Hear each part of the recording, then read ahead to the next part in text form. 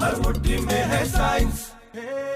अपने सौर मंडल को इस तरह से देखो तो लगता है कि सब कुछ पास पास सूर्य के चक्कर लगा रहा है, लेकिन सच तो ये है कि इन सब ग्रहों की सूरज से दूरी बहुत ज्यादा है। ये तो आपको पता ही होगा कि प्रकाश बहुत तेज चलता है, 3 लाख किलोमीटर प्रति सेकंड की स्पीड से। फिर भी सूरज की रोशनी हम तक पहुंचने में 8 मिनट लेती है। इतनी दूर है सूरज। अंतरिक्ष वास्तव में एक विशाल खालीपन है, एक अंधियारा वैक्यूम। और इस अंधियारे खालीपन में चमकते चांद ने हम इंसानों को हमेशा से आकर्षित किया है। चांद के बारे में कुछ फैक्ट्स। अकेला चांद ही है जिस पर अब तक हम इंसान पैर रख पाए हैं। आधुनिक साइंस के अनुसार चांद पृथ्वी से ही बना है। साइंटिस्ट मानते हैं कि एक विशाल एस्टेरॉइड हमारी पृथ्वी से टकराया और पृथ्वी का एक टुकड़ा टूटकर पृथ्वी की परिक्रमा करने लगा। यही टुकड़ा हमारा चांद बन गया। चांद पृथ्वी की तुलना में काफी छोटा, उसका द्रव्यमान पृथ्वी से 81 गुना 81 टाइम्स कम।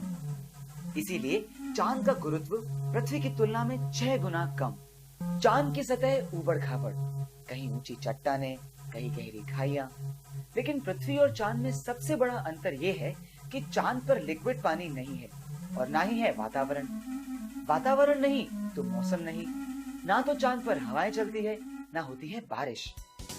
चांद का आधा हिस्सा हमेशा सूरज की रोशनी में रहता है और आधा अंधकार में। सूरज से रोशन हिस्से का औसत तापमान 100 डिग्री सेल्सियस और अंधियारी तरफ -173 डिग्री सेल्सियस। कहीं बहुत गर्म, कहीं बहुत ठंडा। पृथ्वी से देखने पर आसमान में चांद चमकता दिखता है, लेकिन सच तो ये है कि चांद पर अपना प्रकाश है ही नहीं। और ये भी सच है कि चांद के ऊपर अंतरिक्ष में अंधेरा ही अंधेरा है। हर मुट्ठी में है साइंस। अब बात चांद के ऊपर कालेपन की, अंधेरे की। ये तो हम देख ही चुके हैं कि चांद के ऊपर गैसों का वातावरण नहीं, उसके ऊपर तो है अंतरिक्ष का खालीपन। ऐसे में सूरज का प्रकाश सीधी किरणों में सीधे चांद पर गिरता है। चांद की सतह पर रोशनी होती है, लेकिन ऊपर अंतरिक्ष का कालापन। एस्ट्रोनॉट्स बताते हैं कि ये एक बहुत ही अजब नजारा है।